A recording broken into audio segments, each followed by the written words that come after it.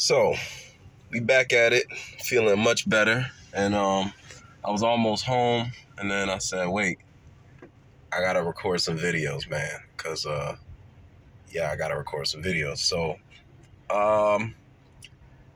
this one we talking about is how belief is worthless without trust. Just sheer belief in itself is worthless. And I think this makes sense when you really think about it. I don't think this is any real long talk. It's just, think about it. Like, if you believe something, then when it's time to trust in what you believe, if you can't trust in what you believe, there's no power in your belief. Your belief could be rooted in facts. Your belief could be rooted in the fact that it's worked for other people, the fact that it continues to work. But if you don't believe in it, there's no power in your belief. For you. For other people it might be, but not for you.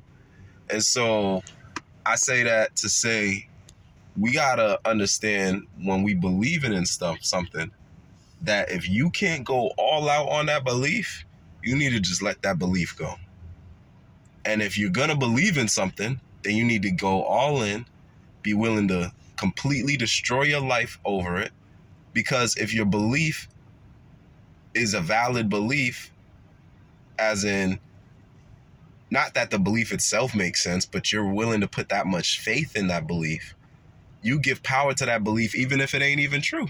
And so you'll have the potential for it to do what it could do. But you don't give the belief any power, but without trust. And so you have to trust wholly in your belief. You can't trust and be like, oh, I believe meditating and praying and all of that is going to help me. But then when it doesn't give you the results when you want it, in a week, a day, a month, that now you start to lose faith. It's like you got to learn to believe wholly.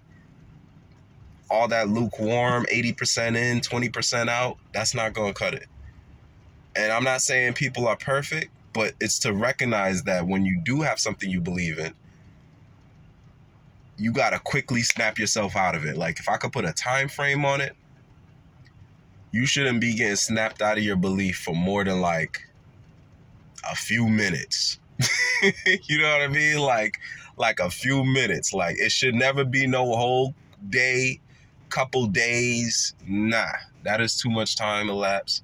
So you got to believe wholly. If you want to see results in life and you want to see what you believe, that's why when you see all these people who go to church all year, all decade, and they be praying and they believe in God, but their life don't look like God believe in them.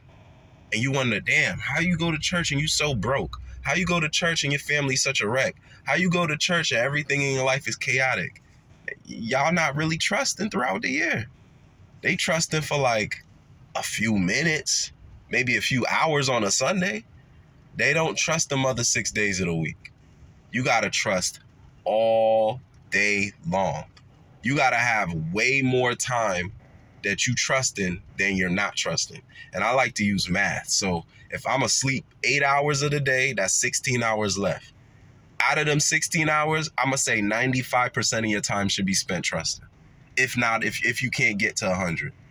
95, we leave like a little 5% error margin. And that's still going to fuck you up, but it's not going to fuck you up or mess you up as much as someone who's going to believe 80% of the day, of those 80% of those 16 hours. So you do the math, because I ain't got my calculator out and I'm recording. So that's what I wanted to share with y'all.